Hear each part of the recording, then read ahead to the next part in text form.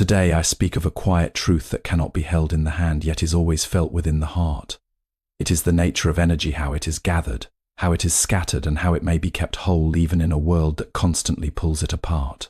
There are those who move through life as though they are endlessly pouring from an open vessel. They give their attention without measure, they speak without pause, they react without space between impulse and action. In time they find themselves tired not only in body but in spirit. Their energy becomes fragmented like water spilled upon dry earth, impossible to gather again. Yet there is another way to live, a way in which energy is not wasted but cultivated.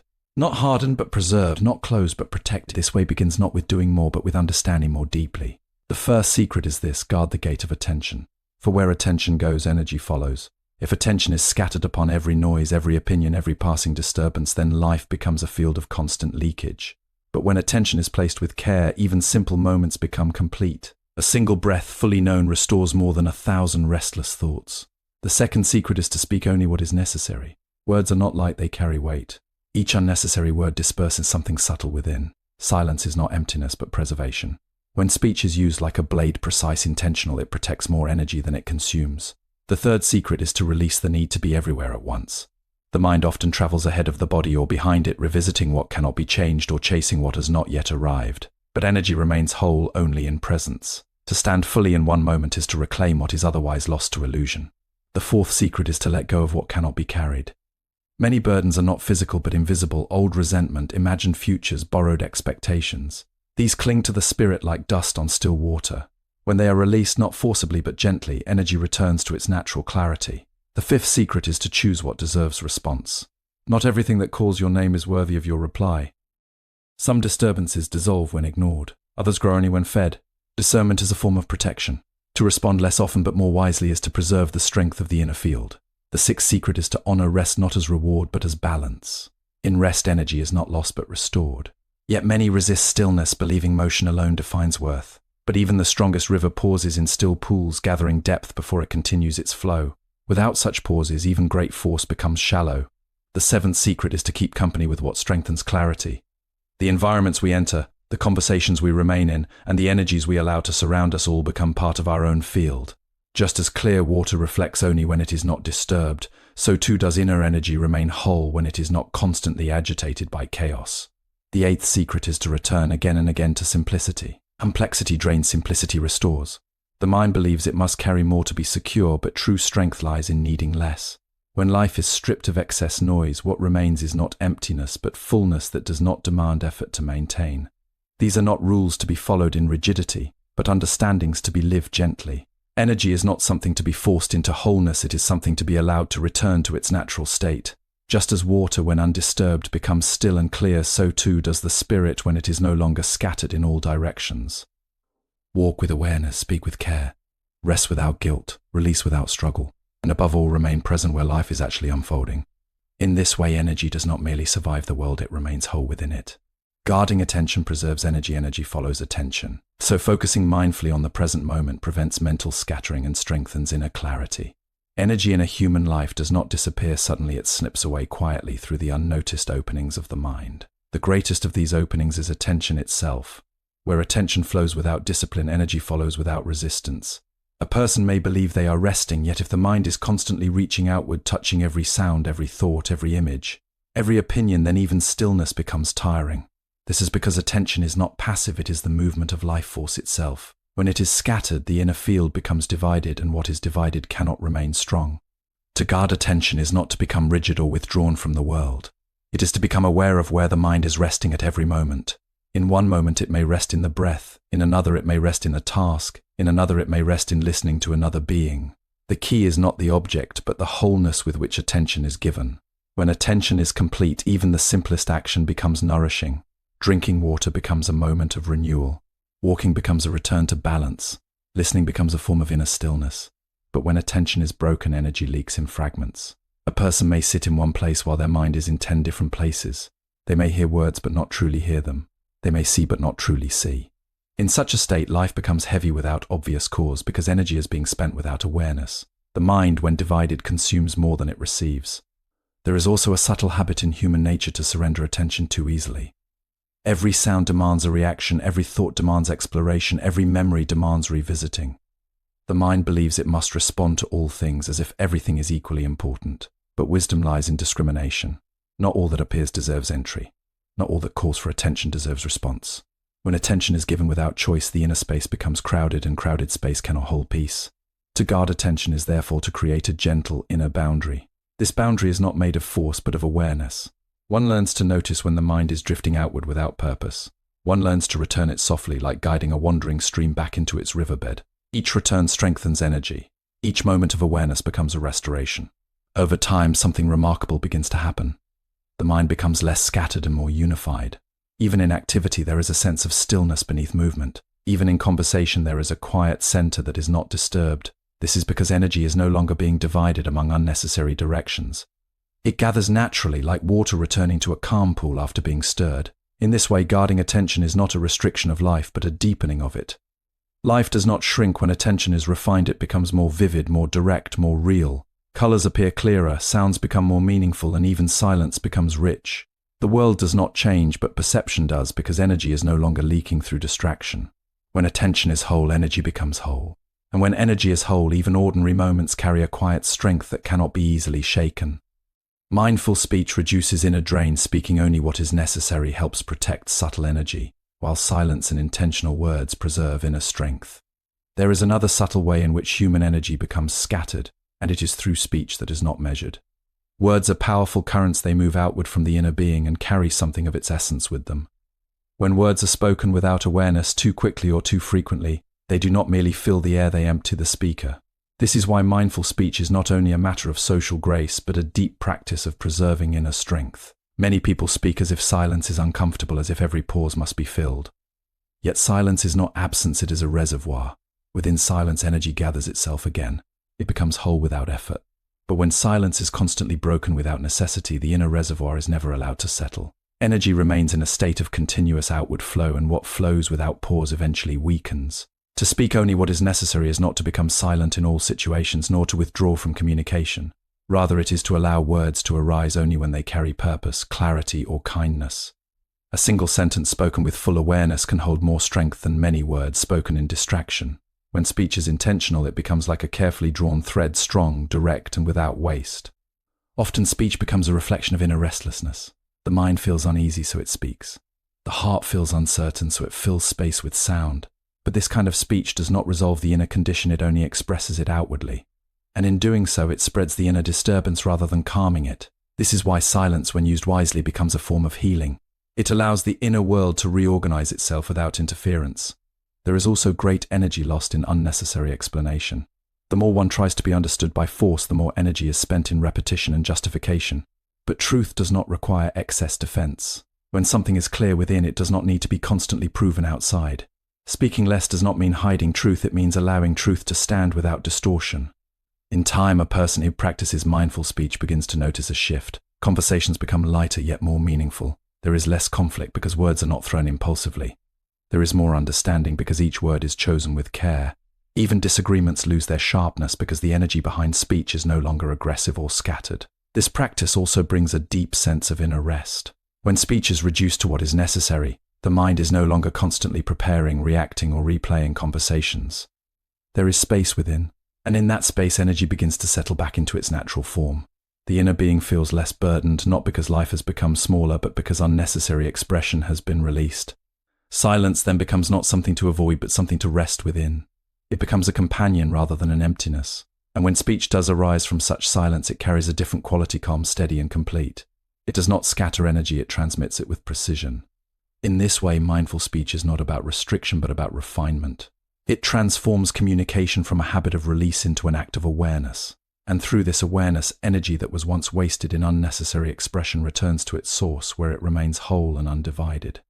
Presence restores wholeness. Staying fully in the present moment prevents energy loss caused by regrets about the past or anxiety about the future.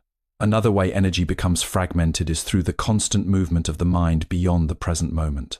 The body may be here, sitting, walking, or speaking, yet the mind is often elsewhere, trapped in memories that no longer exist or chasing possibilities that have not yet arrived. In this division, life is no longer fully lived. Instead, it is partially experienced, and whatever is partial always consumes more energy than what is whole. Presence is not a complicated practice, yet it is easily lost. The mind has a natural tendency to wander, to revisit what has already passed, or to imagine what might come. But each time it leaves the present, it also leaves behind a portion of its strength. Energy does not travel freely through time in a balanced way. It becomes scattered when it is pulled in multiple directions. The result is a quiet exhaustion that cannot always be explained because nothing physically demanding appears to have occurred. To return to presence is to return to unity. It is to gather the mind back into the only moment where life is actually unfolding. When attention rests fully in the present, even ordinary actions gain depth. Breathing becomes more noticeable. Movement becomes more intentional. Listening becomes more complete. There is a sense that nothing is missing because nothing is being divided. However, the habit of mental travel is strong. The mind often believes it is solving problems by going into the past or future. It replays old events, trying to rewrite them, or projects future scenarios, trying to control them in advance. Yet neither of these movements brings resolution. The past cannot be changed through repetition, and the future cannot be secured through imagination. What they do instead is drain energy from the present moment, leaving it weaker and less stable. When awareness is trained to notice this movement, a subtle shift begins to occur. One starts to recognize when the mind has left the present without intention. In that recognition, there is already a return. The return does not require force, it requires remembrance. Each time the mind is brought back, even gently, energy begins to collect again. Over time, this becomes a rhythm, wandering and returning, until returning becomes more natural than wandering. Living in presence does not mean ignoring responsibilities or refusing to think ahead. It means that thinking and planning arise from a grounded center, not from scattered restlessness. When action is rooted in the present moment, it becomes more effective and less draining. Decisions become clearer because they are not clouded by unnecessary mental noise. Even challenges feel lighter because they are met directly rather than mentally multiplied. There is also a deep peace that begins to emerge in presence. It is not dependent on external conditions because it is not built from control over time. It arises from the simple fact that nothing is being divided within. Energy is no longer being pulled backward and forward, it is resting in one place. And in that resting, it becomes whole again. In this way, presence is not only a way of experiencing life more clearly, it is a way of preserving inner strength. When the mind remains where life is actually happening, energy is no longer lost in imaginary directions. It gathers itself naturally, and in that gathering, a quiet stability is born that cannot be easily disturbed by the movements of time. Letting go frees inner space, releasing emotional burdens, resentment, and unnecessary expectations, allows energy to return to its natural, clear state. Another subtle cause of energy loss lies in carrying what was never meant to be carried for long.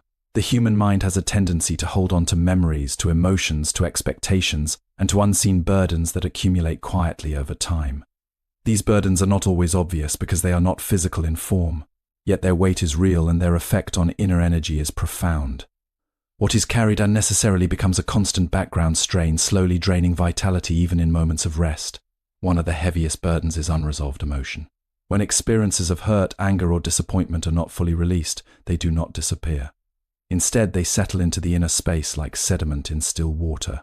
Over time, they cloud clarity and reduce the natural flow of energy. A person may believe they have moved on, yet within, traces of past disturbance continue to consume attention and strength. The mind revisits these experiences not because it is wise, but because it has not yet learned to let go. Another burden arises from imagined responsibility. Many carry expectations that were never truly theirs, or continue to hold on to roles and pressures that no longer serve their growth. These invisible obligations create a sense of constant pressure, as though something must always be maintained or fulfilled. Even in moments of rest, the mind remains active, monitoring, worrying, or preparing.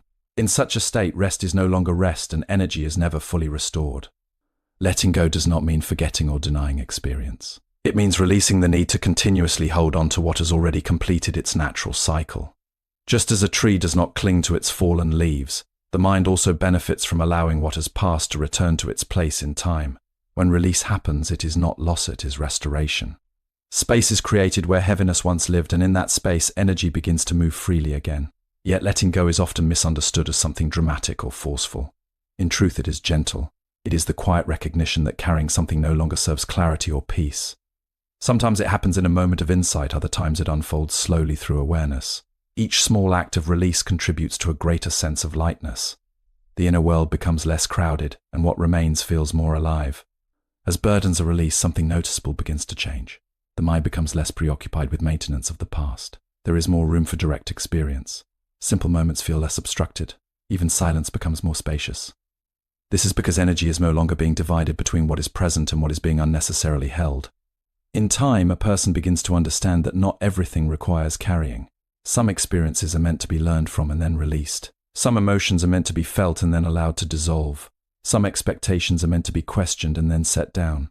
When this understanding deepens, life becomes less about accumulation and more about clarity.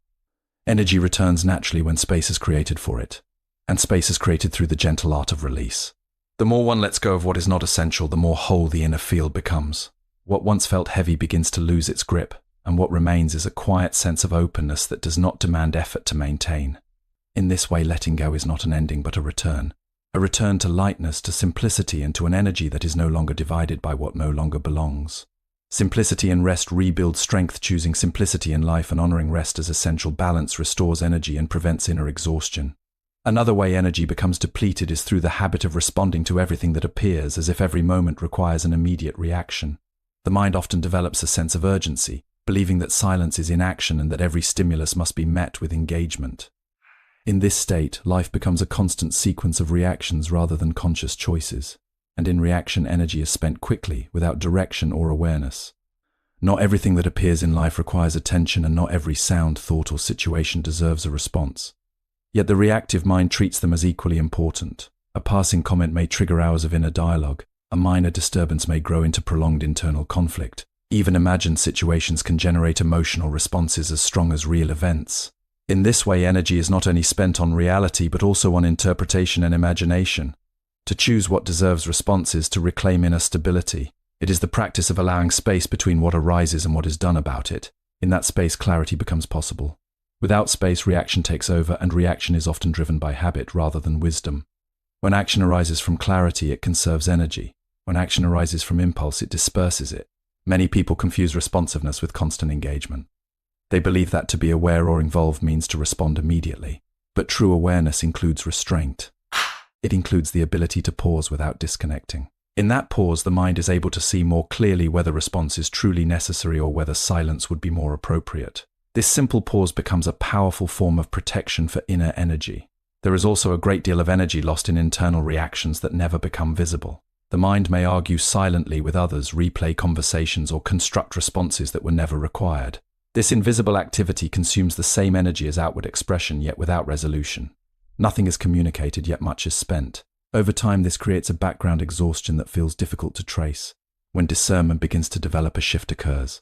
The mind starts to recognize that not all stimulation requires participation. Some things can be observed and left untouched. Some situations resolve on their own without interference. Some thoughts lose strength when they are not engaged. This recognition reduces unnecessary mental movement and allows energy to remain intact. Choosing silence over reaction is not indifference. It is understanding. It is the ability to see that not every wave in the mind needs to become a storm. When energy is not constantly poured into every passing disturbance, it begins to gather again in its natural center. From that center, responses become more accurate, more balanced, and less draining. Over time, life becomes less chaotic, not because external conditions change, but because internal reaction slows down.